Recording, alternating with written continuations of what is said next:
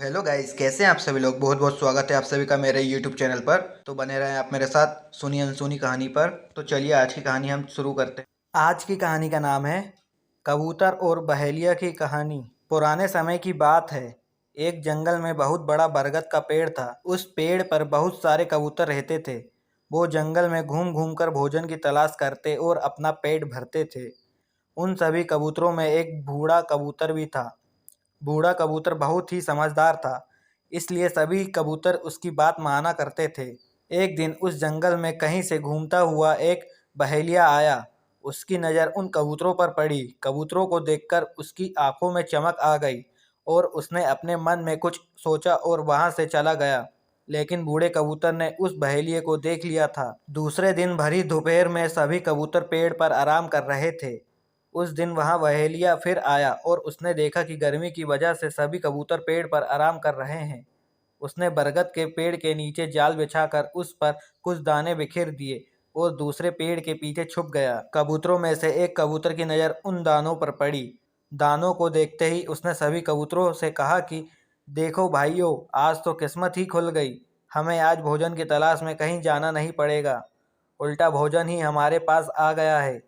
चलो चलकर मजे से भोजन करते हैं। गर्मी से बेहाल और भूख से परेशान कबूतर जैसे ही नीचे उतरने लगे, बूढ़े कबूतर ने उन्हें रोका, लेकिन किसी ने भी उसकी बात नहीं मानी और नीचे जाकर दाना चुगने लगे। बूढ़े कबूतर की नज़र अचानक पेड़ के पीछे छिपे बहेलिये पर गई और उसे माजरा समझते देर नहीं लगी।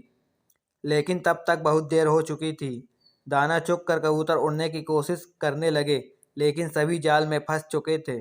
कबूतर उड़ने की जितनी कोशिश करते उतने ही जाल में उलझ जाते। कबूतरों को जाल में फंसा देखकर बहेलिया पेड़ के पीछे से निकल आया और उनको पकड़ने के लिए उनकी ओर बढ़ा। यहाँ देखकर सभी कबूतर डर गए और बूढ़े कबूतर से मदद की गुहार करने लगे। तब बूढ़ा कबूतर कुछ सोचने लगा और बोला कि जब मैं कहूँ तब सभी एक साथ उड़ने की कोशिश करेंगे और उड़कर सभी मेरे पीछे चलेंगे। कबूतर कहने लगे कि हम जाल में फंसे हैं, कैसे उड़ पाएंगे। इस पर बूढ़े कबूतर ने कहा कि सभी एक साथ कोशिश करोगे तो उड़ पाओगे। सभी ने उसकी बात मानी और उसके कहने पर सभी एक साथ उड़ने की कोशिश करने लगे। उसके इस प्रयास से वो जाल सहित उड़ गए और बूढ़े कबूतर के पीछे पीछे उड़ने लगे। कबूतरों को जाल सहित उड़ता देख बहेलिया हैरान रह गया, क्योंकि उसने पहली बार कबूतरों को जाल लेकर उड़ते देखा था। वह कबूतरों के पीछे पीछे भागा, लेकिन कबूतर नदी और पर्वतों को पार करते हुए निकल गए।